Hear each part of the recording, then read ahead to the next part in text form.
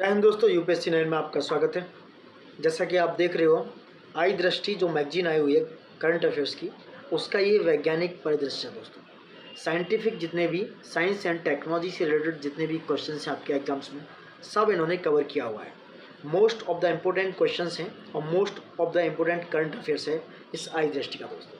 तो मिस मत कीजिएगा, यहाँ से आर में कम 2 से 3 क्वेश्चन 100% आने वाले हैं दोस्तों, क्योंकि वैज्ञानिक परिदृश्य आजकल बहुत ज़्यादा पूछ रहे हैं और उनकी जो एक्सरसाइज हैं, जो डिफेंस का पार्ट है, तो इसलिए मिस मत कीजिएगा, बनी रहेगा। और एक रिक्वेस्ट है, लाइक शेयर सब्सक्राइब ज़्यादा से ज़्यादा कीजिए दोस्त, जो आप लोग नहीं कर रहे हैं दोस्तों। ठीक है, तो स्टार्ट करते हैं। पहला आपका टॉपिक है एक्जियोम मिशन 4, जो अभी फ़िलहाल एक्जियोम मिशन की काफ़ी चर्चा हुई है। इसका क्या मामला है दोस्तों? एक्जियोम मिशन 4 जो है 25 जून 2025 को दोस्तों कहाँ पे, भारतीय अंतरिक्ष यात्री, नाम में याद रखना, शुभांशु शुक्ला, उनको अंतर्राष्ट्रीय अंतरिक्ष स्टेशन पर भेजा गया है। सिर्फ शुभांशु शुक्ला को नहीं भेजा गया, उनके साथ और 3 एस्ट्रोनॉट गए हुए हैं जो ISS पे गए हुए हैं। ISS मतलब इंटरनेशनल स्पेस स्टेशन पर भेजे गए हैं। ये एक्जियो मिशन है दोस्तों, जो एक प्राइवेट मिशन है। और एक क्वेश्चन हमेशा से ये बहुत ज़्यादा हाइप में बना हुआ है कि शुभांशु शुक्ला कहाँ से बिलोंग करते हैं, ये आगे बात करेंगे दोस्तों। ठीक है, तो ये 25 जून 2025 को, पहले डेट याद रखना, एक्जियोम मिशन 4 शुभांशु शुक्ला, जिनको ISS पर भेजा गया है, ये भारतीय अंतरिक्ष यात्री है दोस्तों। ठीक है, और किससे भेजा ये? स्पेस एक्स जो एलन मस्क की कंपनी है, उसके ड्रैगन फाल्कन 9 रॉकेट से दोस्तों। किससे? स्पेस एक्स ड्रैगन अंतरिक्ष यान को फाल्कन 9 रॉकेट से भेजा गया है। फाल्कन 9 क्या है? एक रॉकेट है दोस्तों। ठीक है, और ये जो प्रक्षेपण है ये फ्लोरिडा से किया गया। फ्लोरिडा कहाँ पे पड़ता है? संयुक्त राज्य अमेरिका में है। ठीक है, वहाँ से इसको भेजा गया। फ्लोरिडा के कैप कनावरेल में कनेडी अंतरिक्ष केंद्र के प्रक्षेपण से इसको भेजा गया दोस्तों। ठीक है, इस मिशन के चालक दल में सामान्यतः और 3 जो अंतरिक्ष यात्री हैं वो कौन है? एक है पैगी विल्सन, जो मिशन की कमांडर हैं, ये दोस्तों USA से बिलोंग करती हैं। एक है टिबोर कैपू, एक हंगरी से हैं। और तीसरे हैं स्लावोस उदानस्की विस्नीविस्की, ये कहाँ से हैं? पोलैंड से। तो शुभांशु शुक्ला के सिवा ये 3 यात्री हैं जिनको ISS पर भेजा गया दोस्तों। अब 26 जून 2025 को एक्जियोम मिशन 4 के चालक दल में शामिल सभी अंतरिक्ष यात्रियों ने ISS पर सफलतापूर्वक पदार्पण किया। तो पूछ सकते हैं कब? 26 जून 2025 को दोस्तों। ठीक है, इसी मिशन के साथ देखा जाए तो शुभांशु शुक्ला अंतर्राष्ट्रीय अंतरिक्ष स्टेशन का दौरा करने वाले पहले भारतीय, याद रखना, ISS का दौरा करने वाले पहले भारतीय बन चुके हैं। वहीं देखा जाए तो शुभांशु शुक्ला पहले भारतीय अंतरिक्ष यात्री राकेश शर्मा, जो कहा 1984 में USSR के सोयुज T11 अभियान के तहत कहाँ पर गए थे? अंतरिक्ष स्टेशन पर गए दोस्तों। ठीक है, उनके 41 वर्ष बाद शुभांशु शुक्ला का नंबर आया, ये दूसरे यात्री बन चुके हैं दोस्तों। ठीक है, ये पृथ्वी की कक्षा में जाने वाले दूसरे यात्री हैं, जबकि अंतरिक्ष स्टेशन पर दौरा करने वाले पहले यात्री। क्वेश्चन को बड़ा बारीकी से पढ़ना। अब वर्ष 2024 में अमेरिकी कंपनी है ये एक्जियोम स्पेस, इसने इसरो के साथ एक ऐतिहासिक स्पेस फ्लाइट एग्रीमेंट साइन किया दोस्तों। इसका मानना यह था कि राष्ट्रीय मिशन असाइनमेंट बोर्ड ने इस मिशन के लिए प्राइम और बैकअप मिशन पायलट के रूप में 2 गगन यात्रियों की सिफारिश की थी। जो प्राइम मेंबर थे वो थे कैप्टन शुभांशु शुक्ला, और जो बैकअप में रखा गया था वो थे ग्रुप कैप्टन प्रशांत बालकृष्ण नायर दोस्तों। इनको बैकअप में रखा गया था। इस मिशन के दौरान प्राप्त अनुभव भारतीय मानव अंतरिक्ष कार्यक्रम के लिए लाभकारी सिद्ध होंगे, इसलिए शुभांशु शुक्ला को ISS पर भेजा गया दोस्तों। कहाँ पर? इंटरनेशनल स्पेस स्टेशन पर भेजा गया है। ठीक है, अब आगे यार बात करते हैं क्या है। अब गगनयान मिशन में जो 4 नामित यात्री थे वो कौन से थे दोस्तों? तो फरवरी 2024 में मोदी जी ने गगनयान मिशन के लिए दोस्तों 4 अंतरिक्ष यात्रियों को एस्ट्रोनॉट विंग्स प्रदान किए। ये कौन अंतरिक्ष यात्री हैं, ये याद रखना, नाम पूछ सकते हैं। नंबर 1 है प्रशांत बालकृष्ण नायर, जिनको बैकअप में रखा गया था ISS के लिए। दूसरे हैं अजीत कृष्ण, तीसरे हैं अंगद प्रताप और चौथे हैं शुभांशु शुक्ला दोस्तों। इनको एस्ट्रोनॉट विंग्स प्रदान किए गए थे दोस्तों। ठीक है, एक्जियोम जो मिशन 4 है, इसरो के अनुसंधान में कैसे प्रयोग आएगा? इसरो ने एक्जियोम 4 के अंतर्गत अंतर्राष्ट्रीय अंतरिक्ष स्टेशन पर क्रियान्वयन के लिए विभिन्न राष्ट्रीय अनुसंधान एवं विभिन्न प्रयोगशालाएं, शैक्षणिक संस्थानों के भारतीय प्रधान जो अन्वेषक हैं उनके द्वारा 7 सूक्ष्म गुरुत्वाकर्षण अनुसंधान प्रयोगों की सूचीबद्ध किया। कौन कौन से हैं? नंबर 1 ये 7 हैं। अंतर्राष्ट्रीय अंतरिक्ष जो स्टेशन है उसमें माइक्रोग्रेविटी यानी कि सूक्ष्म गुरुत्व विकिरण का खाद्य माइक्रोशैवाल पर क्या प्रभाव पड़ेगा। दूसरा, अंतरिक्ष में सलाद के बीजों को अंकुरित करना। तीसरा, अंतरिक्ष में यूटार्डिग्रेड पैरामैक्रोबियोटस प्रजाति BLR स्ट्रेन की उत्तरजीविता, पुनरुत्थान, प्रजनन एवं ट्रांसक्रिप्टोम कैसा होगा। और जो माइक्रोग्रेविटी के तहत मांसपेशियों के पुनरुत्पादन पर जो मेटाबॉलिज्म सप्लीमेंट्स का क्या प्रभाव पड़ेगा दोस्तों। वही माइक्रोग्रेविटी में इलेक्ट्रॉनिक्स डिस्प्ले के साथ आंखों पर क्या प्रभाव पड़ेगा। नेक्स्ट साथ छठा, सूक्ष्म गुरुत्व यानी माइक्रोग्रेविटी में यूरिया और नाइट्रेट पर साइनोबैक्टीरिया की तुलनात्मक वृद्धि और प्रोटियोमिक्स प्रतिक्रियाएं कैसी होंगी। और नेक्स्ट है लास्ट, खाद्य फसलों में बीजों की वृद्धि और उपज मापदंड को सूक्ष्म गुरुत्व का क्या प्रभाव पड़ने वाला है दोस्तों। तो ये सारी चीज़ें एक्जियो मिशन के तहत सूक्ष्म गुरुत्वाकर्षण रिसर्च में उनके प्रयोग में सूचीबद्ध किया गया था दोस्तों। ठीक है, नेक्स्ट क्वेश्चन है आपका कि उत्तर प्रदेश के कुशीनगर में इसरो का रॉकेट परीक्षण किया गया दोस्तों। कहाँ पर, ये बहुत ही ज़्यादा इंपॉर्टेंट है, ये पूछा, ये आपके एग्जाम में आ ही गया, ये समझो। 15 से 14 जून, डेट याद रखना, 15 से 14 जून 2025 को भारतीय अंतरिक्ष अनुसंधान संगठन यानी कि इसरो द्वारा पहली बार उत्तर प्रदेश की धरती से रॉकेट आधारित उपग्रह पेलोड सफलतापूर्वक भेजा गया दोस्तों। वहीं कुशीनगर में संपन्न यह मॉडल रॉकेट परीक्षण इन स्पेस मॉडल यानी कि रॉकेट कैनसेट इंडिया स्टूडेंट प्रतियोगिता जो थी 2024-25 के अंतर्गत आयोजित किया गया दोस्तों। कहाँ पर, इन स्पेस मॉडल रॉकेट में दोस्तों। इसका उद्देश्य देश भर के विद्यार्थियों को मॉडल रॉकेट व कैनसेट यानी कि जो छोटे उपग्रह बनाने पर और उन्हें प्रक्षेपित करने का अवसर प्रदान करना है दोस्तों। कहाँ पर ये हुआ है, कुशीनगर में दोस्तों। ठीक है, और इससे क्या होगा, आगामी जो अक्टूबर-नवंबर 2025 में होने वाले बड़े कार्यक्रम है उनका मार्ग खुल गया दोस्तों इससे। ठीक है, इस रॉकेट जो परीक्षण किया गया रॉकेट, इसमें लगभग 15 किलोग्राम वजन वाले एक मॉडल रॉकेट का उपयोग किया गया। इसकी निर्धारित ऊंचाई थी करीब 1.1 किलोमीटर पर पहुंचने के बाद रॉकेट से एक छोटा उपग्रह पेलोड सफलतापूर्वक डिप्लॉय किया गया दोस्तों। ठीक है, और भी चीज़ें देख सकते हो। पेलोड की धरती की ओर गिरते समय लगभग 5 मीटर की ऊंचाई पर इसमें पैराशूट खुले, स्वतः ही खुलकर काम हो गया इसका, जिससे वह धीरे से जमीन पर उतरा और प्रक्षेपण स्थल से 400 मीटर के दायरे में सुरक्षित लैंडिंग हो गया दोस्तों। नेक्स्ट, भारतीय अंतरिक्ष विज्ञान संस्थान यानी कि एस्ट्रोनॉटिकल सोसाइटी ऑफ इंडिया ने भारतीय राष्ट्रीय अंतरिक्ष संवर्धन एवं प्राधिकरण केंद्र, जिसे इन स्पेस बोला जाता है, तथा इसरो के सहयोग से इस प्रतियोगिता के तहत इस परीक्षण का संचालन किया। किसने किया, तो भारतीय अंतरिक्ष विज्ञान संस्थान जिसे बोलते हैं एस्ट्रोनॉटिकल सोसाइटी ऑफ इंडिया, और जो इन स्पेस है तथा इसरो के सहयोग से मिलकर दोस्तों। उल्लेखनीय है कि इन स्पेस यानी कि India national space promotion and authorisation centre जो है, ये भारत सरकार के डिपार्टमेंट ऑफ स्पेस जिसे बोलते हैं अंतरिक्ष विभाग के तहत स्थापित एवं स्वायत्त निकाय है। ये एक ऑटोनोमस बॉडी है दोस्तों, जिसका दायित्व गैर सरकारी संस्थाओं जैसे निजी कंपनी जैसे शिक्षण संस्थानों को अंतरिक्ष गतिविधियों में भाग लेने हेतु प्रोत्साहित करना और आवश्यक अनुमति प्रदान करना है दोस्तों। ठीक है, तो ये सारी चीज़ें इससे रिलेटेड थी, और चाहो तो आप देख सकते हो, यही सब था कुशीनगर के मामले में। अब आते हैं हम K2-18b क्या है, ये जीवन की कितनी संभावना है, इस पर संभाव्यता है कितनी पॉसिबिलिटी है। 17 अप्रैल 2025 को एक अंतर्राष्ट्रीय शोध दल ने एक रिसर्च पेपर प्रकाशित किया दोस्तों। उसमें यह सुझाव दिया गया कि पृथ्वी से लगभग 120 प्रकाश वर्षों, कितना 120 लाइट ईयर दूर एक सुदूर बाह्य ग्रह है जिसका नाम है K2-18b। यहाँ पर संभावित रूप से जीवन के लिए अनुकूल हो सकता है, यहाँ वहाँ पर एडेप्टिबिलिटी है, वहाँ पर जीवन के रहने के लिए योग्यताएं हैं।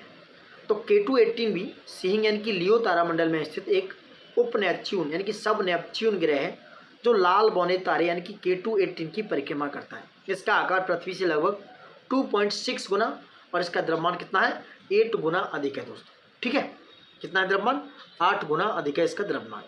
अब आगे और बात करते हैं इसमें।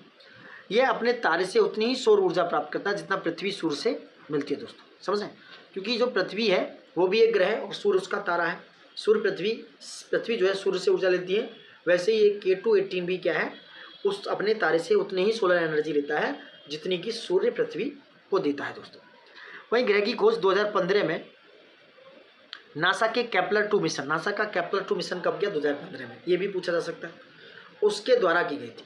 तो ये पूछा जाए कि K2-18b कब खोज में आया, तो 2015 में आया दोस्तों, और केपलर-2 मिशन जो 2015 में भेजा गया था उसके द्वारा इसकी खोज की गई। वर्ष 2019 में हबल स्पेस टेलीस्कोप के द्वारा इस ग्रह के वायुमंडल में जल वाष्प यानी कि वाटर वेपर की उपस्थिति के संकेत मिले दोस्तों। इसके बाद वर्ष 2023 में जेम्स वेब स्पेस टेलीस्कोप के माध्यम से इस ग्रह में मीथेन और कार्बन डाइऑक्साइड जैसी जीवन संकेतक गैसों की प्रचुरता का अनुमान व्यक्त किया गया दोस्तों। ठीक है, तो जेम्स वेब स्पेस टेलीस्कोप के माध्यम से सबसे अधिक चौंकाने वाली खोज हुई कि यहाँ पर डाई मिथाइल सल्फाइड अणु की संभावित उपस्थिति रही। क्या रही? डाई मिथाइल सल्फाइड अणु यहाँ पर संभावित है, प्रेजेंट स्थिति में रहे दोस्तों। ये याद रखना कि किस पे रही है? K2-18b पर दोस्तों। अब आगे बात करते हैं विक्रम 3201 एंड द कल्पना 3201 क्या है। इसरो के विक्रम साराभाई स्पेस केंद्र ने तो चंडीगढ़ स्थित सेमीकंडक्टर प्रयोगशाला के सहयोग से 2 उन्नत 32 बिट के माइक्रो प्रोसेसर विक्रम 3201 और कल्पना 3201 नाम याद रखना विकसित किए दोस्तों। ये पूर्णतः स्वदेशी यानी कि मेक इन इंडिया के तहत इन माइक्रो प्रोसेसर को बनाया गया है और इनका उपयोग कहाँ होगा? अंतरिक्ष उन अनुप्रयोग के लिए ये डिजाइन किए गए हैं दोस्तों। ठीक है, और इनका पहला जो बैच है, जो उत्पादन बैच है, प्रोडक्शन बैच 5 मार्च को इसरो के जो अध्यक्ष हैं कौन है इस समय? डॉक्टर वी नारायण जी को सौंप दिया गया दोस्तों। ठीक है, विक्रम 3201 भारत में निर्मित फैब्रिकेटेड पहला पूर्णतः स्वदेशी 32 बिट माइक्रो प्रोसेसर है दोस्तों। समझ गए? यह इसरो के 16 बिट प्रोसेसर विक्रम 1601 का उन्नत संस्करण है जो 2009 से ही प्रमोशन प्रणाली में प्रयुक्त किया जा रहा है। वहीं विक्रम 3201 और आगे चाहो तो पढ़ सकते हो। वहीं कल्पना 3201 तो 32 बिट का रिस्क यानी कि reduce instruction set computer micro processor है। ये भी एक यह IEEE 1754 जो अनुदेश है उसका क्या है? उस पर आधारित एक 32 बिट का spark VT risk micro processor है दोस्तों। रिस्क बोले तो reduce instruction set computer micro processor दोस्तों। ये दोनों क्या है? एक माइक्रो प्रोसेसर है। अब बात करते हैं चंद्रयान 5 यानी कि लुपेक्स। एक मिनट, चंद्रयान 5 लुपेक्स मिशन को मंजूरी दोस्तों। चंद्रयान जो 3 है उसके द्वारा वर्ष 2023 में चंद्रमा के दक्षिणी ध्रुवीय क्षेत्र पर ऐतिहासिक सॉफ्ट लैंडिंग करने के बाद इसरो ने 2 महत्वाकांक्षी चंद्र मिशन पर काम करना शुरू किया। नंबर 1 था चंद्रयान 4, दूसरा था चंद्रयान 5। चंद्रयान 5 को लुपेक्स भी बोला गया दोस्तों।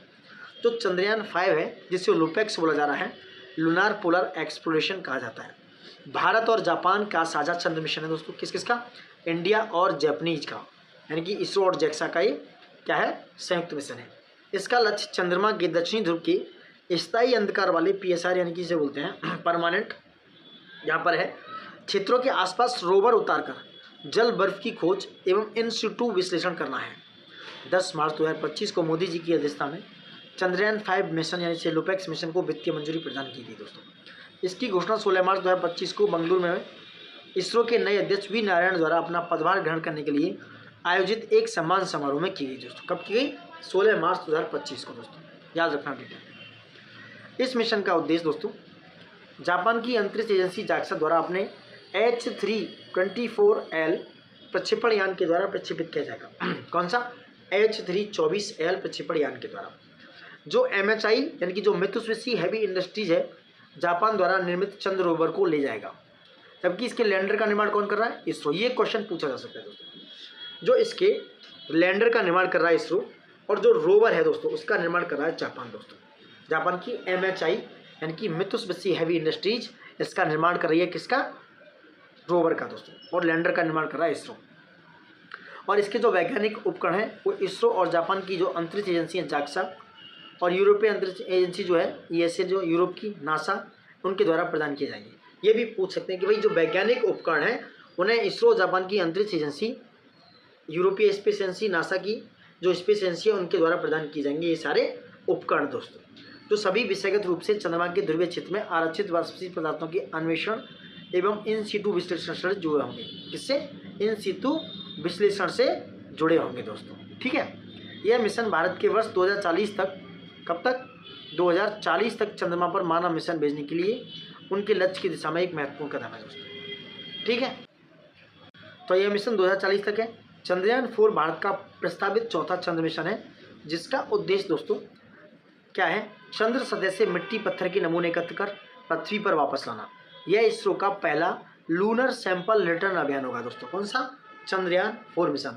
और इसे 2027-28 के दौरान लॉन्च किया जाएगा। लॉन्च टाइम इसका याद रखना, कब किया जाएगा? 2027-28 के दौरान। अब आते हैं नेक्स्ट GSLV F-15 या NVS-02 मिशन। ये NVS-20 मिशन जो क्या है? ये भारत के क्षेत्रीय नौवहन प्रणाली जिसे बोलते हैं नाविक नेविगेशन विद इंडियन कॉन्स्टलेशन की दूसरी पीढ़ी के जो सैटेलाइट हैं उनमें दूसरा उपग्रह है दोस्तों NVS-02, जिसका उद्देश्य देश के उपग्रह नेविगेशन क्षमताओं को सुदृढ़ करना, मजबूत करना है। तो 29 जनवरी 2025 को इसरो ने अपने 100वें लॉन्च मिशन के तहत, कौन सा मिशन था? 100वां GSLV F-15 रॉकेट के द्वारा NVS GS-02 नामक नवीनतम नेविगेशन सैटेलाइट का प्रक्षेपण किया दोस्तों। किससे किया, याद रखो, GSLV F-15 रॉकेट था और मिशन था NVS-02 दोस्तों। रॉकेट ने उपग्रह को प्रारंभिक भू समकालिक ट्रांसफर कक्षा से बोलते हैं जियो ट्रांसफर ऑर्बिट में स्थापित किया दोस्तों। किसने, GSLV F-15 ने। इसकी डेट थी 29 जनवरी 2025। NVS-02 को 111.75 डिग्री ईस्ट देशांतर के भू स्थिर स्लॉट में उन पर पहुंचाना था। कहाँ पर, IRNSS 1E के स्थान पर। उनके स्थान का भू स्थिर स्लॉट है, उसका नाम है IRNSS 1E का स्थान ले गए, वहाँ पर पहुंचाना था। किंतु ऑर्बिट उन्नयन इंजन में आई तकनीकी खराबी के कारण उपग्रह जो है इच्छित स्थायी कक्षा में जो इच्छा थी, विस्फुल थी, वहाँ तक नहीं पहुँच पा। वर्तमान में यह उपग्रह दीर्घ वृत्ताकार यानी कि इलिप्टिकल कक्षा में है तथा इसे उपयोग में लाने के लिए वैकल्पिक उपाय खोजे जा रहे हैं। तो GSLV की 17वीं और स्वदेशी क्रायोजेनिक इंजन में युक्त ये 11वीं उड़ान थी दोस्तों। ठीक है, कौन सी उड़ान थी, 11वीं। यह स्वदेश क्रायोजेनिक के साथ GSLV की 8वीं परिचालन उड़ान है दोस्तों। NVS-02 नाविक की दूसरी पीढ़ी की श्रृंखला का दूसरा उपग्रह है। कौन सा, दूसरा उपग्रह। वो ये पूछ सकते हैं कि पहला उपग्रह, नहीं भाई, दूसरा उपग्रह। दूसरी पीढ़ी के पहले उपग्रह जिसका नाम था NVS-01 का प्रक्षेपण GSLV F-12 के द्वारा 29 मई 2013 को, किसके द्वारा, GSLV F-12 के द्वारा दोस्तों 29 मई 2030 को किया गया था। नाविक का सबसे बड़ा लाभ रणनीतिक जो है स्ट्रेटेजिकल आत्मनिर्भरता है। यह प्रणाली सुनिश्चित करती है कि युद्ध या आपदा के समय भारत को बाहरी देशों की तो नौवहन प्रणाली पर निर्भर नहीं रहना पड़ेगा। पहली पीढ़ी के तहत भारत सरकार ने वर्ष 2006 में इस क्षेत्रीय नौवहन प्रणाली को मंजूरी दी। नाविक में प्रारंभिक रूप से 7 उपग्रह शामिल हैं। 3 हमारे जो हैं जो भू स्थिर उपग्रह स्थायी तौर पर भारत के ऊपर स्थित हैं, वहीं 4 जो है GSO में यानी कि भू समकालिक उपग्रह हैं दोस्तों। 3 क्या हैं, भू स्थिर हैं जो जियो ऑर्बिट में है, वहीं 4 क्या हैं जो भू समकालिक हैं, जियो सिंक्रोनस ऑर्बिट में है दोस्तों।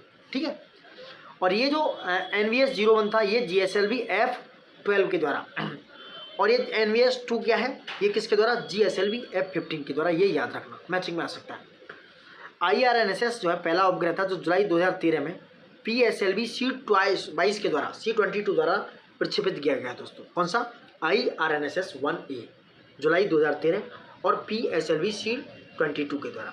7वां उपग्रह जो IRNSS 1G था, ये 7वां था।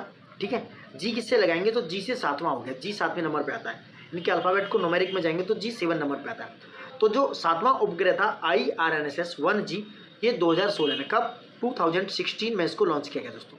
2016 में इसको लॉन्च किया गया, जिससे 7 उपग्रहों का मूल तारामंडल पूर्ण हो गया, वहाँ पर क्या हुआ, कंप्लीट हो गया दोस्तों।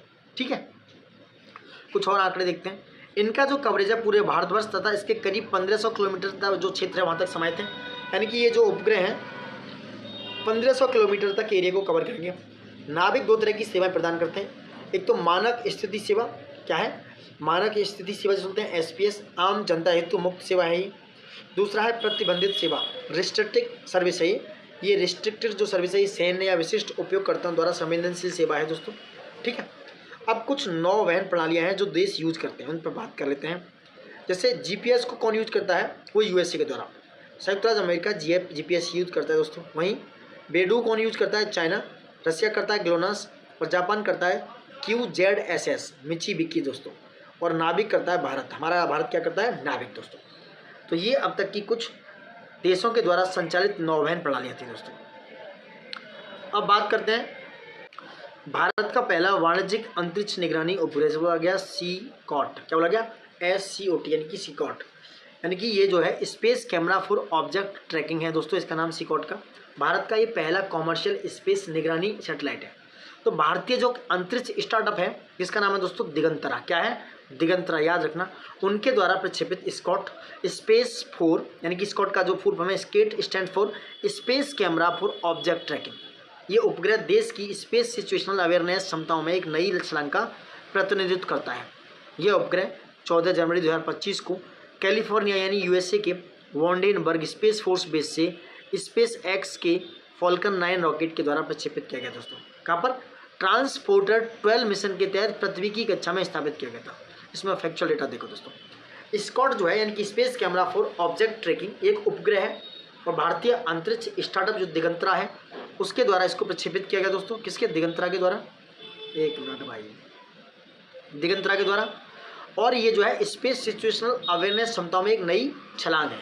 और कब किया गया, 14 जनवरी 2025, किसने किया? कैलिफोर्निया के यूएसए के वॉन्डेनबर्ग स्पेस फोर्स बेस से स्पेस एक्स का फॉल्कन 9 रॉकेट। और ये कौन सा मिशन है? ट्रांसपोर्टर 12 मिशन के तहत। कहाँ पर? पृथ्वी की कक्षा में। स्कॉट का विशेष रूप से पृथ्वी की कक्षाओं में परिक्रमा कर रहे उपग्रहों एवं मलबों की निगरानी यानी कि स्पेस सर्विलांस के साथ अंतरिक्ष दशाओं के आकलन के लिए डिजाइन किया गया दोस्तों। यह भारत का पहला वाणिज्यिक अंतरिक्ष निगरानी उपग्रह है जिसे पृथ्वी की कक्षा यानी कि सन सिंक्रोनस LEO लो अर्थ ऑर्बिट में स्थापित किया गया है। यह ध्रुवीय कक्षा में उपग्रह प्रत्येक स्थान को एक ही स्थानीय समय पर देख सकते हैं दोस्तों। समझ गए? विश्व में कई अन्य खिलाड़ी अंतरिक्ष निगरानी में सक्रिय हैं। जैसे अमेरिका की लियो लैब्स कंपनी ने ग्राउंड रडार के जरिए 2 सेंटीमीटर तक के मलबे को ट्रैक करने वाले व्यावसायिक सेवा शुरू की है। वहीं बड़ी एयरोस्पेस कंपनी जैसे नॉर्थरोप ग्रूमन अमेरिकी सेना के लिए यूज किया जाता है। ये स्पेस ट्रैकिंग में उसके उपग्रह बना चुकी है ये कंपनी दोस्तों। ठीक है, तो देख सकते हो और भी पढ़ना चाहो डिटेल्स, बट इतना ही काफ़ी है। अब आते हैं आगे। पिक्सल का अंतरिक्ष निगरानी वाणिज्य उपग्रह, इसे बोला गया फायर फ्लाई। तो भारतीय निजी अंतरिक्ष स्टार्टअप है ये। क्या नाम है? पिक्सल। निजी मतलब प्राइवेट स्टार्टअप है कि स्पेस का पिक्सल। इसके फायर फ्लाई समूह जिसे बोलते फायर फ्लाई कॉन्स्टेलेशन के 3 हाइपर स्पेक्ट्रल इमेजिंग उपग्रह जो है 14 जनवरी 2025 को स्पेस एक्स के ट्रांसपोर्टर 12 मिशन के तहत सफलतापूर्वक लॉन्च किए गए। तो ये ट्रांसपोर्टर 12 मिशन स्पेस एक्स के द्वारा लॉन्च किया गया दोस्तों। डेट है 14 जनवरी 2025। पिक्सल के जो फायर फ्लाई कॉन्स्टेलेशन में कुल 6 सूक्ष्म यानी कि 60 किलोग्राम के उपग्रह होंगे। प्रथम 3 उपग्रहों को दोस्तों जनवरी 2025 में लॉन्च किया, शेष 3 मध्य 2025 तक प्रक्षेपित होंगे। ठीक है, अभी लॉन्च हुए 3 उपग्रह 550 किलोमीटर की सूर्य समकालिक कक्षा जिसे बोलते हैं सन सिंक्रोनस ऑर्बिट में स्थापित किए गए हैं दोस्तों। इस उपग्रह कॉन्स्टेलेशन का उद्देश्य धरती का स्वास्थ्य मॉनिटर तैयार करना है दोस्तों। समझ के? पिक्सल में फायरफ्लाई मिशन ने भारत में निजी अंतरिक्ष स्टार्टअप्स को क्षमता को उनकी जो क्षमता है उसको वैश्विक मंच पर प्रदर्शित किया है दोस्तों। किसने? पिक्सल जो कंपनी है इंडिया की है। अब आते हैं PSLV C60 SpaDeX mission is very important दोस्तों। क्या है? PSLV C60 SpaDeX mission. Date याद रखना 30 दिसंबर 2024 की बात है। इसरो ने PSLV C60 मिशन को यानी कि स्पेसडेक्स मिशन को लॉन्च किया। यह आंध्र प्रदेश के श्रीहरिकोटा के सार यानी कि सतीश धवन अंतरिक्ष केंद्र से इसका उड़ान भरी गई और ये संपन्न हुआ। यह वर्ष 2024 में प्रक्षेपित भारत का अंतिम अंतरिक्ष मिशन था। स्पेसडेक्स का पूर्ण रूप है स्पेस डॉकिंग एक्सपेरिमेंट। इस मिशन के लिए प्रयुक्त स्वदेशी प्रौद्योगिकी को भारतीय डॉकिंग सिस्टम नाम दिया गया। भारतीय डॉकिंग सिस्टम नाम दिया गया। इस जटिल कार्य को प्रदर्शित करने के लिए मिशन के तहत PSLV द्वारा भारतीय डॉकिंग प्रणाली से सुसज्जित 2 उपग्रहों को प्रक्षेपण किया गया था। इनमें से एक उपग्रह को SDX-01 और दूसरे को SDX-02 नाम दिया गया दोस्तों। SDX-01 को चेजर और वहीं SDX-02 को टारगेट के रूप में क्या किया गया? डेजिग्नेटेड किया गया। स्पेसडेक्स अंतरिक्ष यानों को UR राव उपग्रह केंद्र URS यानी कि UR राव जो सैटेलाइट सेंटर है उसके द्वारा, ये कहाँ पर है? ये बेंगलुरु द्वारा डिजाइन एवं निर्मित किया गया दोस्तों। तो याद रखना स्पेसडेक्स जो अंतरिक्ष मिशन है उसको UR राव उपग्रह केंद्र URSC बेंगलुरु द्वारा डिजाइन एवं निर्मित किया गया। दोस्तों शुभांशु शुक्ला की एक बात की थी वो मिस हो गई, अभी याद आई है, रिकॉल हुआ है। शुभांशु शुक्ला लखनऊ से बिलोंग करते हैं। कहाँ से? लखनऊ से आपके बिलोंग करते हैं, वो लखनऊ से। याद रखना ये क्वेश्चन पूछा गया कई बार। जब समान मिशन उद्देश्यों को प्राप्त करने के लिए कई रॉकेट के प्रक्षेपण की आवश्यकता होती है तो अंतरिक्ष में डॉकिंग तकनीक यानी कि इन स्पेस डॉकिंग टेक्नोलॉजी उपयोगी साबित होती है। यह प्रौद्योगिकी मानवयुक्त जो मिशन है जैसे गगनयान मिशन के लिए भी महत्वपूर्ण सिद्ध होगी। यह जो टेक्नोलॉजी अभी तक अमेरिका, रूस और चीन के पास थी, अब भारत भी इसमें शामिल हो गया दोस्तों। 16 जनवरी 2025 को इसरो ने 2 स्पेसडेक्स उपग्रह SDX-01 और SDX-02 की डॉकिंग की सफलतापूर्वक संपन्न किया। इस उपलब्धि के साथ स्पेसडेक्स मिशन के माध्यम से भारत स्पेस डॉकिंग प्रौद्योगिकी से लैस विश्व का चौथा देश जैसे कि मैंने बताया बन गया है दोस्तों। ठीक है, रॉकेट के चौथे चरण का पुनरुपयोग क्या है? यह मिशन में PSLV के चौथे चरण यानी कि PS4 स्टेज का उपयोग कक्षीय प्रायोगिक मॉड्यूल के रूप में किया जाएगा। इससे PSLV कक्षीय प्रायोगिक मॉड्यूल यानी कि poem PSLV orbital experimental module नाम दिया गया है। PSLV का जो कक्षीय प्रायोगिक मॉड्यूल है ये वो क्या है? पोएम है दोस्तों। पोएम बोले तो PSLV orbital experimental module, poem नाम दिया गया है दोस्तों। और पोएम 4 जो है ये वाला उत्तराखंड के PCS में आया था दोस्तों। तो पोएम 4 के माध्यम से कुल 24 पेलोड को अंतरिक्ष में कहाँ पर? अंतरिक्ष में भेजा जाएगा। कहाँ पर? अंतरिक्ष 24 पेलोड है उनको अंतरिक्ष में भेजा जाएगा और इनमें से 14 पेलोड इसरो के विभाग के केंद्रों के हैं और 10 पेलोड जो है गैर सरकारी संस्थाओं के हैं, नॉन गवर्नमेंटल ऑर्गेनाइजेशन है, नॉन गवर्नमेंटल जो एंटिटीज हैं उनके हैं दोस्तों। पोएम-4 के माध्यम से प्रक्षेपित पेलोड जो मॉड्यूल हैं यानी compact research module for orbital plant studies जो है उनकी सहायता से सूक्ष्म गुरुत्वाकर्षण यानी कि माइक्रोग्रेविटी परिस्थिति में लोबिया के बीजों को अंकुरित कराने में सफलता प्राप्त हुई। वहीं पोएम-4 के माध्यम से दोस्तों जो प्रक्षेपित RRM-T8 को वर्किंग रोबोटिक आर्म के नाम से भी जाना जाता है। यह भारत का पहला स्पेस रोबोटिक मैनिपुलेटर है जो चलने की क्षमता से लैस है। इसे इसरो इनर्शियल सिस्टम यूनिट द्वारा विकसित किया गया है। किसके द्वारा? IISU के द्वारा इसको क्या किया गया है? RRM-TD को ये वॉकिंग रोबोट आर्म है जिसको IISU ISRO inertial system unit के द्वारा डेवलप किया गया। आपको याद होगा टेक मी टू स्पेस द्वारा लॉन्च MOITD की माई ऑर्बिट इंफ्रास्ट्रक्चर टेक्नोलॉजी डेमोन्स्ट्रेशन को अंतरिक्ष में भारत का प्रथम कृत्रिम बुद्धिमत्ता प्रयोगशाला की संज्ञा दी गई है। अब पूछा जाए कि भाई जो स्पेस में भारत का प्रथम कृत्रिम आर्टिफिशियल बुद्धिमत्ता प्रयोगशाला यानी कि India's first AI lab in space की संज्ञा किसे दी गई है? तो वो क्या है? MOITD यानी कि माई ऑर्बिटल इंफ्रास्ट्रक्चर टेक्नोलॉजी डेमोन्स्ट्रेशन को पहली कृत्रिम बुद्धिमत्ता प्रयोगशाला की संज्ञा दी गई है और ये टेक मी टू स्पेस के द्वारा लॉन्च किया गया दोस्तों। अब आते हैं सबसे लंबी स्पेस वॉक का विश्व रिकॉर्ड। चीन के समय अनुसार 17 दिसंबर 2024 को चीन के 2 अंतरिक्ष यात्रियों ने नया विश्व रिकॉर्ड बनाया। चीन का एक मिशन था सेन झाऊ 19 मिशन में शामिल थे केई जुजे और वहाँ के सोंग लिंगडोंग। इन्होंने त्यागोंग अंतरिक्ष स्टेशन के बाहर स्पेस वॉक करते हुए 9 घंटे से अधिक समय यानी कि 9 घंटे करीब 6 मिनट का समय व्यतीत किया। इससे पहले अमेरिकी अंतरिक्ष यात्री थे जिनका नाम था सूसन हेल्म्स एवं जिम वॉस। ये जो रिकॉर्ड था उनके नाम था सूसन हेल्म्स एवं जिम वॉस के नाम था दोस्तों। इन दोनों अंतरिक्ष यात्रियों ने मार्च 2001 में स्पेस वॉक करते हुए 8 घंटे 56 मिनट का समय व्यतीत किया था। और ये अब जो चाइना के 2 यात्री हैं सोंग लिंगडोंग जो त्यागोंग अंतरिक्ष स्टेशन के साथ बाहर स्पेस वॉक किया इन्होंने और केई जुजे ये 9 घंटे 6 मिनट का समय व्यतीत करने के बाद अपना वर्ल्ड रिकॉर्ड बना चुके हैं दोस्तों। अब आते हैं PSLV C-59 प्रोबा 3 मिशन पर। अब ये प्रोबा 3 मिशन है क्या? 5 दिसंबर 2024 को इसरो के द्वारा PSLV C-59 की प्रोबा 3 मिशन को प्रक्षेपण किया गया सफलतापूर्वक। कहाँ से? श्रीहरिकोटा सार सतीश धवन अंतरिक्ष केंद्र से। उनका ये प्रथम लॉन्च पैड है वहाँ से दोस्तों। PSLV C-59 ने प्रोबा 3 अंतरिक्ष जो प्रोबा 3 है उस अंतरिक्ष यान को एक हाई इलेप्टिकल ऑर्बिट में स्थापित कर दिया। कहाँ पर? अत्यधिक दीर्घ वृत्ताकार कक्षा में स्थापित किया। और ये PSLV की 61वीं उड़ान थी दोस्तों। कौन सी? ये PSLV की 61वीं उड़ान थी। डिलीट कर देता हूँ आपको नहीं दिख रहा हो तो। PSLV की ये 61वीं उड़ान थी दोस्तों। 61वीं कौन सी नंबर की? 61वीं। साथ ही PSLV XL की ये 26वीं उड़ान थी। कौन सी? 26 PSLV XL की 26वीं उड़ान। प्रोबा श्रृंखला के मिशन की बात करें, प्रोबा एक संक्षेपाक्षर है जिसका पूर्ण रूप है, प्रोबा का पूर्ण रूप है project for onboard autonomy. Project for onboard autonomy PROBA mission दोस्तों यूरोपीय स्पेस एजेंसी के इन ऑर्बिट डेमोन्स्ट्रेशन कक्षा में उनकी मिशनों की एक श्रृंखला है। वर्ष 2001 में प्रक्षेपित प्रोबा एक भू अवलोकन उपग्रह हुआ करता था यानी कि अर्थ ऑब्जर्वेशन सैटेलाइट था। वहीं 2009 में प्रोबा 3 का उद्देश्य सूर्य का अवलोकन करना था। वहीं 2013 में जो प्रक्षेपित प्रोबा 5 का उद्देश्य था प्रत्येक 2 दिन पर पूरे ग्रह पर भूमि आवरण और वनस्पति वृद्धि का मानचित्रण करना। किसका? प्रोबा 3 का दोस्तों। प्रोबा 3 विश्व का पहला प्रिसीजन फॉर्मेशन फ्लाइंग मिशन है दोस्तों। इस मिशन के अंतर्गत 2 अंतरिक्ष यान शामिल है। नंबर 1 कोरोनोग्राफ अंतरिक्ष यान, नंबर 2 ऑकल्टर अंतरिक्ष यान। ठीक है। और जो कोरोनोग्राफ अंतरिक्ष यान है उस पर वैज्ञानिक दूरबीन से लैस है और बाकी का देख सकते हो जो सौर कोरोनोग्राफ का निर्माण करेंगे। 150 मीटर लंबे लेंस हैं। ठीक है। इस तरीके से कुछ मामला है। प्रोबा 3 मिशन के इस कोरोनोग्राफ को क्या बोला गया? Spikes association of spacecraft polarimeter and imaging investigation of the corona of the sun नाम दिया गया दोस्तों प्रोबा 3 मिशन को। अब आ जाते हैं NSIL का GSAT-N2 मिशन। 19 नवंबर 2024 को NSIL यानी कि न्यू स्पेस इंडिया लिमिटेड द्वारा GSAT-N2 यानी कि इसे बोलते हैं GSAT-20 के द्वारा, ठीक है, GSAT-20 के द्वारा उपग्रह का प्रक्षेपण किया गया। इस उपग्रह को अमेरिका के फ्लोरिडा स्थित केप कर्नेवल स्पेस स्टेशन के फाल्कन 9 रॉकेट के द्वारा प्रक्षेपित किया गया।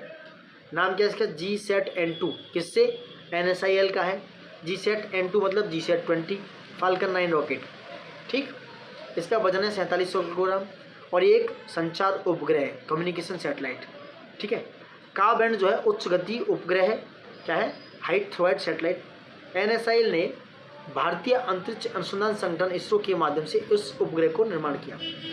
GSAT-N2 या GSAT-20 की मिशन की अवधि है 14 वर्ष। ठीक है दोस्तों। अब GSAT-N2 पूरे भारतीय क्षेत्र में ब्रॉडबैंड सेवाओं और उड़ान के दौरान कनेक्टिविटी को बढ़ाने में मदद करेगा। ये पूरा मामला था किससे रिलेटेड, ब्रॉडबैंड सेवाएं प्रदान करेगा और उड़ान के दौरान जो कनेक्टिविटी है उसको बढ़ाने में, उसको इंक्रीज करने में मदद करेगा। वही बात करते हैं दोस्तों NSIL का दूसरा मांग प्रेरित उपग्रह मिशन। GSAT-N2 NSIL का दूसरा मांग प्रेरित उपग्रह मिशन यानी कि डिमांड ड्रिवन सैटेलाइट मिशन है दोस्तों। कौन सा? GSAT-N2।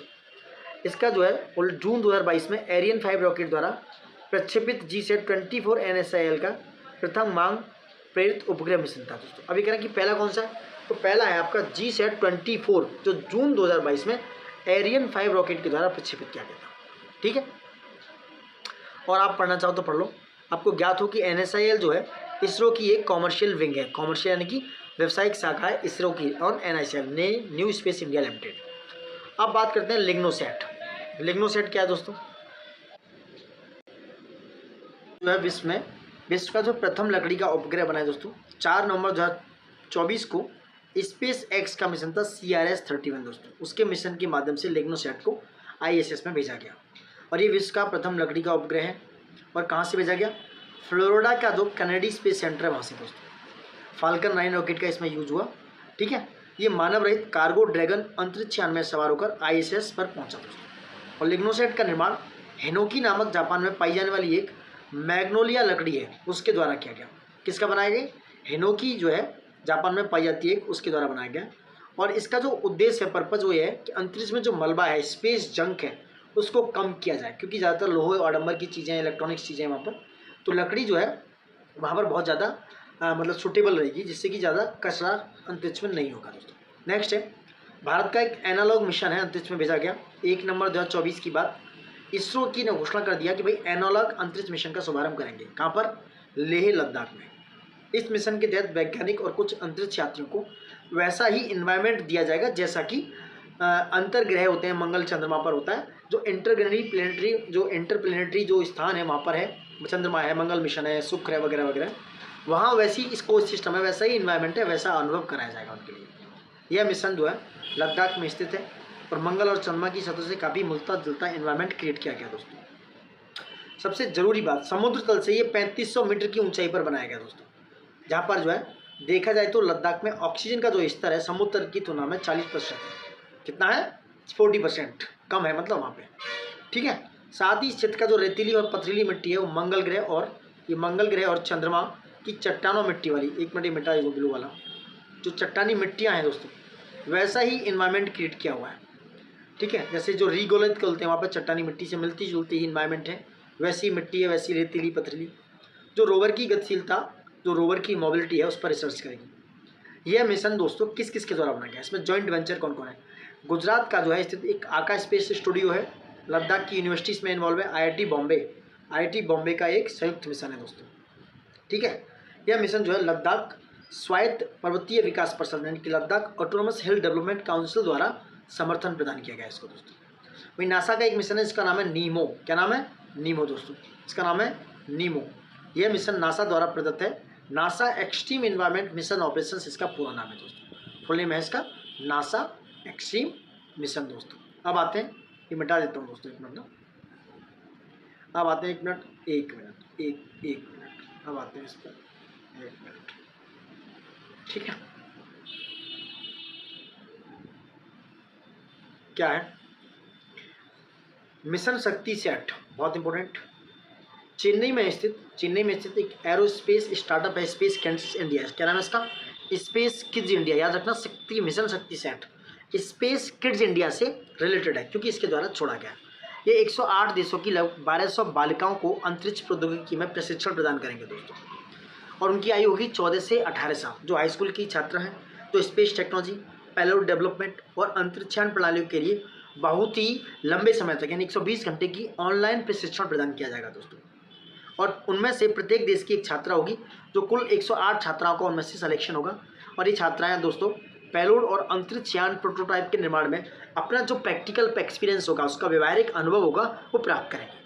और इस मिशन के तहत 2026 में इसरो के चंद्रयान 4 मिशन के अंग के रूप में उपग्रह को लॉन्च करने का लक्ष्य निर्धारित किया गया। कब? 2026 में इसरो का चंद्रयान 4 मिशन दोस्तों, उसके अंग के रूप में, उसके पार्ट के रूप में दोस्तों। इससे पहले कुछ मिशन हैं जो स्पेस किड्स इंडिया के द्वारा भेजे गए हैं। कौन कौन से? पहला है कलाम सेट। कलाम सेट विश्व का सबसे हल्का उपग्रह है, जिसे 2017 में लॉन्च किया गया। याद रखना डेट्स, जो ईयर्स हैं ये कभी कभी मैच में आ सकते हैं। दूसरा है स्काई सेट। ये एक रीयूजेबल रॉकेट के माध्यम से सर्वाधिक सेंसर प्रक्षेपित करने वाला है। स्काई सेट 2018 में। कलाम सेट V2 ये 2019 में। स्पेस किड्स इंडिया का प्रथम कक्षीय मिशन था कलाम सेट V2।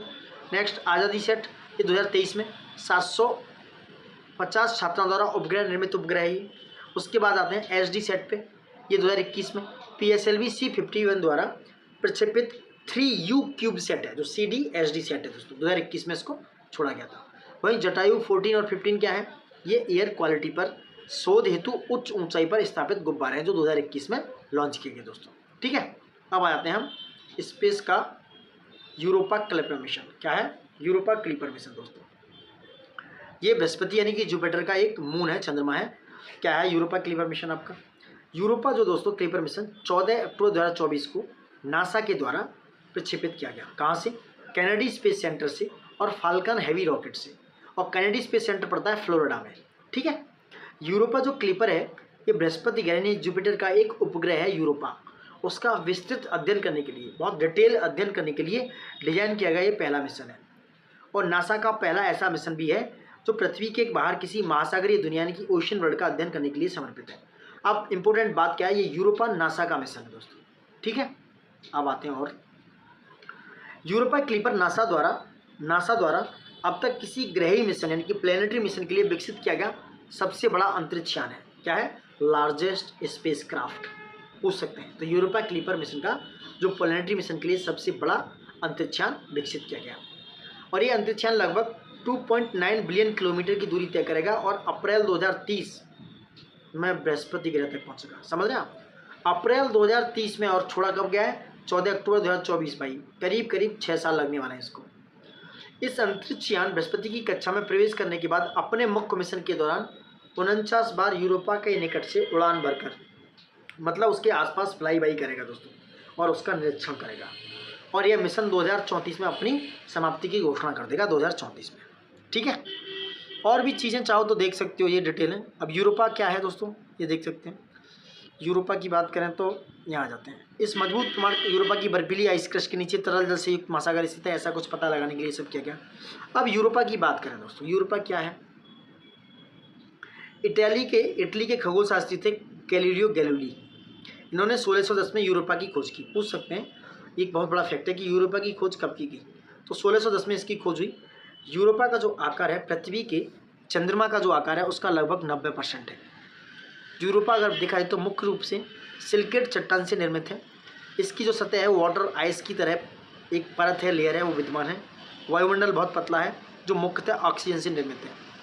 यह बहुत ही प्रचुर मात्रा में तरल जल, ऊर्जा और उचित रासायनिक तत्वों की उपस्थिति के कारण यूरोपा सौर मंडल में पृथ्वी के बाहर जीवन की खोज की दृष्टि से सबसे उपयुक्त स्थानों में से एक माना जा रहा है दोस्तों। अब बात यह आती है कि यूरोपा क्लिपर अंतरिक्षयान का मामला क्या है। भाई साहब, यह एक रोबोटिक सौर ऊर्जा चालित अंतरिक्षयान है। यह अपने साथ 9 वैज्ञानिक उपकरणों को लेकर गया है। इस अंतरिक्षयान का आकार एक बास्केटबॉल कोर्ट के आकार के समान है। समझ रहे हैं कितना बड़ा होगा? कितना? बास्केटबॉल कोर्ट के बराबर है इसका आकार दोस्तों। समझ गए? अब आते हैं हम अंतरिक्ष स्पेस स्टेशन यानी कि भारतीय स्पेस स्टेशन पे। भारतीय अंतरिक्ष स्टेशन 18 सितंबर 2024 की बात हुई। मोदी जी की अध्यक्षता में केंद्रीय मंत्रिमंडल ने पहला भारतीय अंतरिक्ष स्टेशन की पहली इकाई फर्स्ट यूनिट उसके निर्माण की स्वीकृति प्रदान कर दी। गगनयान कार्यक्रम के दायरे में विस्तृत जो आंकड़े हैं उनके विस्तार के माध्यम से भारतीय अंतरिक्ष स्टेशन की स्थापना की मंजूरी दी गई। और ये उसके तहत भारतीय अंतरिक्ष स्टेशन के पहले मॉड्यूल, जिसे बोला गया भारतीय अंतरिक्ष स्पेस स्टेशन वस्ट BAS-1 का विकास किया जाएगा। और साथ ही इसका निर्माण और प्रचार के लिए आवश्यक विभिन्न जो टेक्नोलॉजी हैं उनको प्रदर्शित और सत्यापित करने के लिए मिशन संचालित किए जाएंगे। जो भारतीय अंतरिक्ष स्टेशन है ये जो है BAS, इसका प्रथम मॉड्यूल का प्रक्षेपण वर्ष 2028 में प्रस्तावित है। डेट ईयर्स याद रखना, वर्ष 2035 तक दोस्तों, 2035 तक इसको ऑपरेशनल तरीके से परिचालित करके भारतीय अंतरिक्ष स्टेशन के निर्माण का लक्ष्य निर्धारित किया गया है।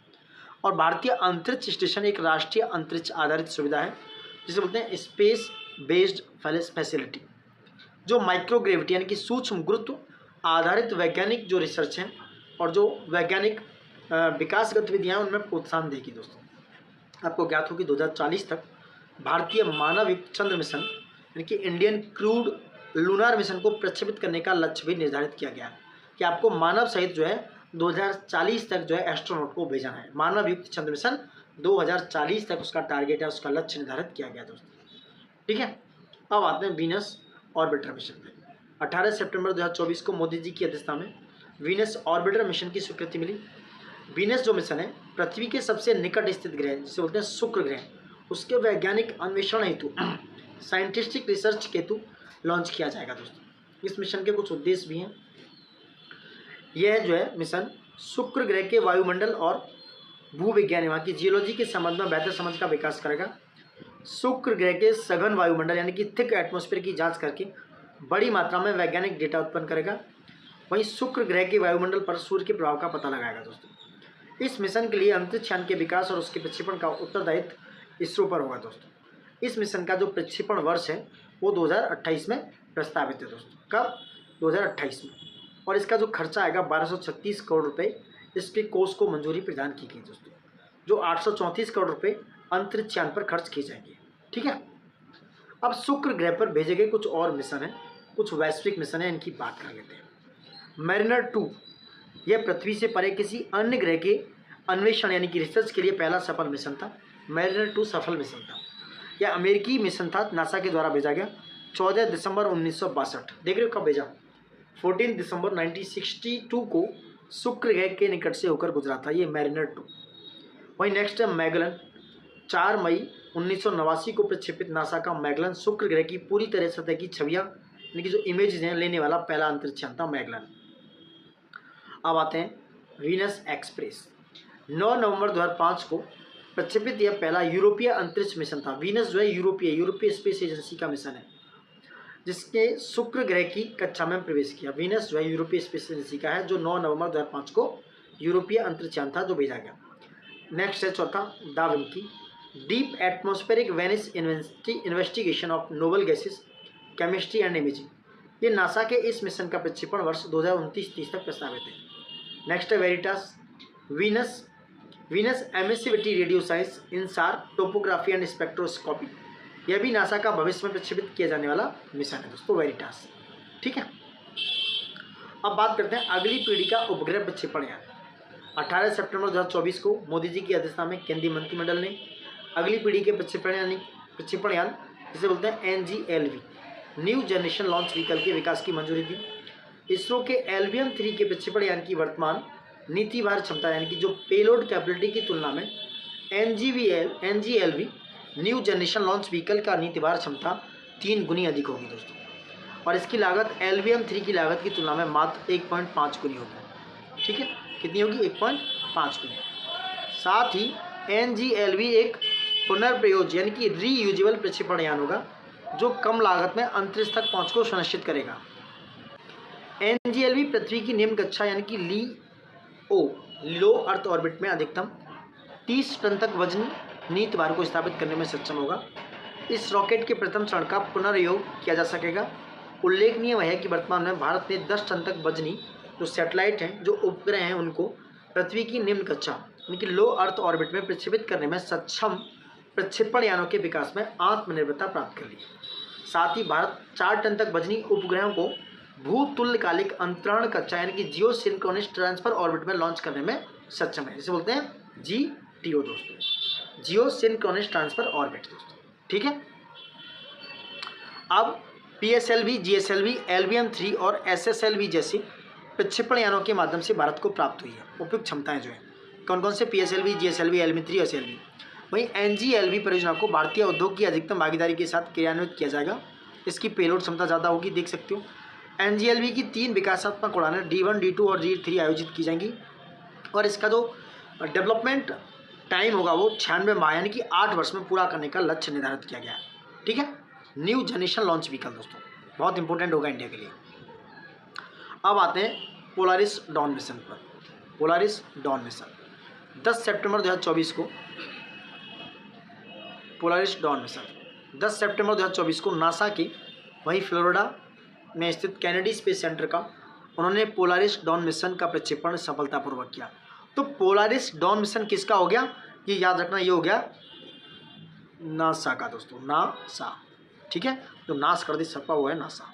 ठीक है, इस मिशन को स्पेस एक्स के फाल्कन 9 रॉकेट से छोड़ा गया और ड्रैगन अंतरिक्ष यान के माध्यम से प्रक्षेपित किया गया, यानी कि फाल्कन 9 रॉकेट द्वारा ड्रैगन अंतरिक्ष यान के माध्यम से। इस मिशन के तहत एक 4 सदस्यीय नागरिक दल 4 मेंबर सिविलियन क्रू को अंतरिक्ष में भेजा गया। कौन कौन से थे? जेरेड इसाकमैन जो मिशन कमांडर थे पोलारिस मिशन के दोस्तों, क्या नाम था इनका? Jared Isaacman. दूसरे थे स्कॉट पोटिट, सारा गिलिस और Anna Menon. Jared Isaacman Shift four Payments Inc यानी कि नामक अमेरिकी कंपनी के संस्थापक एवं सीईओ हैं दोस्तों। ये भी आ सकता है कि जो जेरेड इसाकमैन है दोस्तों, ये कौन है? Shift four Payments ink company के क्या है? संस्थापक एवं सीईओ।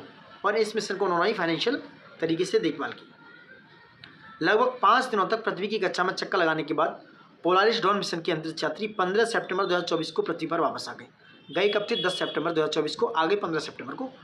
पोलारिस डॉन मिशन के अंतरिक्ष यात्रियों ने कई ऐतिहासिक उपलब्धियां प्राप्त की। नंबर 1, पहली व्यावसायिक space walk, first ever commercial space walk को पूरा किया। दूसरा, गैर पेशेवर अंतरिक्ष यात्रियों द्वारा की गई यह प्रथम स्पेस वॉक थी। तीसरा, यह स्पेस वॉक पृथ्वी से लगभग 190.700 किलोमीटर की ऊंचाई पर एक इलिप्टिकल ऑर्बिट में लगभग 17,500 मील प्रति घंटे की गति से यात्रा के दौरान संपन्न हुई। अंतरिक्ष में निर्वात की स्थिति में स्पेस वॉक को संचालित करने में स्पेस एक्स द्वारा निर्मित EVA यानी कि extra vehicular activity space suit ने अंतरिक्ष यात्रियों की मदद की। ठीक है, वहीं पृथ्वी की कक्षा में सर्वाधिक ऊंचाई प्राप्त की। इस मिशन के तहत अंतरिक्ष यान पृथ्वी की सतह से लगभग 1408.1 किलोमीटर की ऊंचाई तक उड़ान भरने में सफल रहा। यह दूरी पृथ्वी से जो है अंतर्राष्ट्रीय अंतरिक्ष स्टेशन की दूरी से 3 गुना से भी अधिक है। कितनी? 3 गुना करीब, उससे भी अधिक है, क्योंकि जो ISS है उनको 400 से 500 की दूरी पर स्थापित किया जाता है। उल्लेखनीय है कि अपोलो कार्यक्रम के बाद यह किसी भी मानव अंतरिक्ष उड़ान मिशन द्वारा उच्चतम ऊंचाई हाईएस्ट ऑल्टीट्यूड प्राप्त करने वाला मिशन था। पहला था अपोलो कार्यक्रम, उसके बाद 1408 किलोमीटर की ऊंचाई तक ये पोलारिस डॉन मिशन पहुंचा है दोस्तों, जो एक प्राइवेट कॉमर्शियल मिशन था दोस्तों। बहुत ही इंपॉर्टेंट है आपके एग्जाम के। कुछ और फैक्ट्स हैं इसके, देख लेते हैं। पोलारिस डॉन मिशन पोलारिस कार्यक्रम के तहत आयोजित होने वाला 3 मानव अंतरिक्ष उड़ान मिशनों में से पहला था। इस कार्यक्रम का नामकरण पोलारिस नामक एक तारामंडल है, यानी कि उससे कॉन्स्टलेशन है एक, उसके नाम पर रखा गया है। यह 3 सितारों का एक तारामंडल है जिसे आमतौर पर नॉर्थ स्टार के नाम से जाना जाता है। ठीक है, इस मिशन के दौरान विशेषज्ञ सारा गिलिस ने वॉयलिन पर star Wars the force awaken नामक फिल्म के गीत रेज थीम की धुन भी बजाई। किसने? सारा गिलिस ने, जो विशेषज्ञ हैं। इस गीत को रिकॉर्ड कर स्पेस एक्स के स्टारलिंक उपग्रह समूह द्वारा पृथ्वी पर भेजा गया दोस्तों। अब आते हैं मिशन रूमी 2024। ये 24 अगस्त 2024 का मिशन है। विश्व में पहली बार एक पुनर्प्रयोज्य हाइब्रिड रॉकेट यानी कि रीयूजेबल हाइब्रिड रॉकेट का एक मोबाइल लॉन्चर प्रक्षेपण किया गया। इस मिशन का नाम था मिशन रूमी, नाम दिया गया। तमिलनाडु के एक तटीय गांव, इसका नाम है थिरुविंदथाई, वहाँ से लॉन्च किया गया दोस्तों। तमिलनाडु का गांव है थिरुविंदथाई, वहाँ से लॉन्च किया गया। रूमी एक नामक एक पुनर्प्रयोज्य हाइब्रिड रॉकेट को एक उपकक्षीय प्रक्षेपण यानी कि सब ऑर्बिटल ट्रेजेक्ट्री में प्रक्षेपित किया गया। इस मिशन के तहत रूमी एक रॉकेट 3 क्यूब उपग्रह और 50 पिको उपग्रह का माध्य समुद्र स्तर यानी कि मीन सी लेवल से अधिकतम ऊंचाई तक लेकर जाएगा। कितने? 3 इसमें क्यूब सैटेलाइट थे, 50 पिको उपग्रह यानी कि 50 उपग्रह, ठीक है, ऐसे पिको सैटेलाइट वाले। यह उपग्रह दोस्तों वैश्विक तापमान यानी ग्लोबल वार्मिंग, जलवायु परिवर्तन पर अनुसंधान संचालित करने के उद्देश्य से डेटा एकत्रित करेगा। रूमी एक रॉकेट द्वारा एक जेनरिक ईंधन आधारित हाइब्रिड मोटर और विद्युत चालित पैराशूट से सुसज्जित है दोस्तों। कौन? रूमी एक रॉकेट। वही रूमी एक पर्यावरण अनुकूल रॉकेट है और यह पूरी तरह से आतिशबाजी यानी कि पायरोटेक्निक्स और TNT ट्राई नाइट्रो टाइल्यून से मुक्त है। उल्लेखनीय है कि रूमी एक रॉकेट में तरल और ठोस ईंधन प्रोडोदक प्रणाली यानी कि प्रोपेलेंट सिस्टम दोनों प्रयोग किए जाते हैं। जिससे उसकी इफिशियंसी में सुधार और परिचालन लागत में कटौती करने में मदद मिली। इसमें लिक्विड और सॉलिड दोनों ही यूज होते हैं दोस्तों। रूबी को माइलस्वामी अन्नादुरई के मार्गदर्शन में लॉन्च किया गया। किसके? माइलस्वामी अन्नादुरई के मार्गदर्शन में। The moon man of India की उपाधि से विभूषित श्री अन्नादुरई UR राव उपग्रह केंद्र जो बेंगलुरु है उसके पूर्व निदेशक हैं दोस्तों। ठीक है, इन्हें the moon man of India बोला जाता है। किसको? माइलस्वामी अन्नादुरई को। बहुत ही इंपॉर्टेंट है, the moon man of India बोला जाता है। मिशन रूमी के मिशन निदेशक डॉक्टर आनंद मेघालिंगम जो है स्पेस जोन इंडिया के संस्थापक एवं CEO हैं। वहीं उल्लेखनीय है कि चेन्नई तमिलनाडु स्थित स्पेस जोन इंडिया ने मार्टिन ग्रुप के साथ रूमी 1 रॉकेट का विकास किया दोस्तों। किसने? स्पेस जोन इंडिया ने चेन्नई में स्थित है ये तमिलनाडु में, मार्टिन ग्रुप के साथ मिलकर रूमी फर्स्ट रॉकेट का विकास किया था इन्होंने। ठीक है, कुछ और। फरवरी 2023 में स्पेस जोन इंडिया ने निजी क्षेत्र द्वारा विकसित भारत के प्रथम हाइब्रिड साउंडिंग रॉकेट को लॉन्च किया। और कहाँ से? इस रॉकेट को तमिलनाडु के चेंगमपट्टू जिले स्थित पुट्टीपुलम गांव से लॉन्च किया गया दोस्तों। इस रॉकेट को doctor APJ Abdul Kalam satellite launch vehicle mission 2023 के तहत लॉन्च किया गया था दोस्तों। ठीक है, अब आते हैं SSLV D3 या EOS-08 मिशन। इनकी बात करते हैं क्या है। अगस्त 2024 में SSLV की ये तीसरी विकासात्मक उड़ान थी।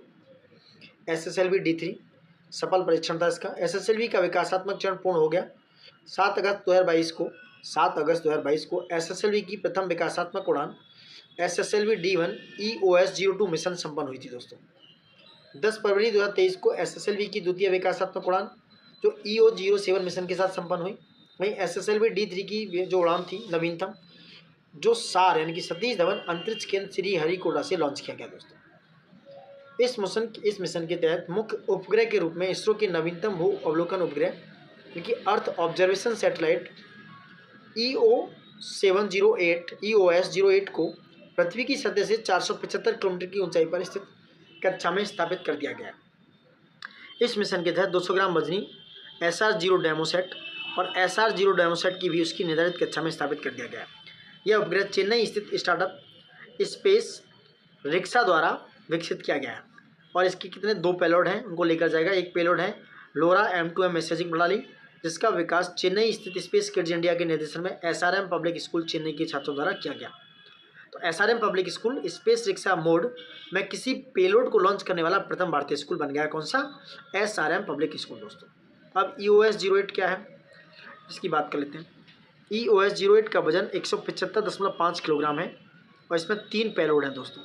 एक है EOIR electro optical infrared payload, दूसरा है GNSS-R global navigation satellite system reflectometry payload, और तीसरा क्या है SIC-UV क्या है डोसीमीटर। EOS-08 मिशन के प्राथमिक उद्देश्य एक माइक्रो सैटेलाइट की डिजाइन एवं विकास करना, माइक्रो सैटेलाइट बस के अनुरूप पेलोड उपकरणों का निर्माण करना, भविष्य के परिचालन उपग्रहों के लिए आवश्यक नई टेक्नोलॉजी को शामिल करना। इसका उद्देश्य है EOS-08 का दोस्तों। तो यहाँ तक कंप्लीट हो चुकी है आपकी प्रौद्योगिकी दोस्तों, नवीन वैज्ञानिक तकनीक। अब बात करेंगे टेक्नोलॉजी और उसकी प्रौद्योगिकी, यानी कि जो अद्यतन टेक्नोलॉजी आती है, अद्यतन तकनीक एवं प्रौद्योगिकी की बात होगी, जो आगे हम बात करेंगे आगे के वीडियोज़ में। यहाँ तक ये वीडियो कंप्लीट हो गया दोस्तों, मिस मत कीजिएगा। लाइक शेयर सब्सक्राइब प्लीज़ जरूर कीजिएगा जो आप लोग नहीं कर रहे हैं। और कमेंट बॉक्स में आप अपना फीडबैक देख सकते हैं। फीडबैक देंगे तो पता चलेगा कि क्या अच्छा करना है और क्या बुरा करना है। बुरा तो वैसे करना नहीं है, अच्छा ही करना है।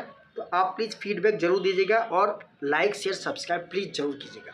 सबसे ज़्यादा शेयर कीजिए अपने पड़ोसी दोस्त के साथ। Thank you for watching it and love you all. जय हिंद दोस्तों।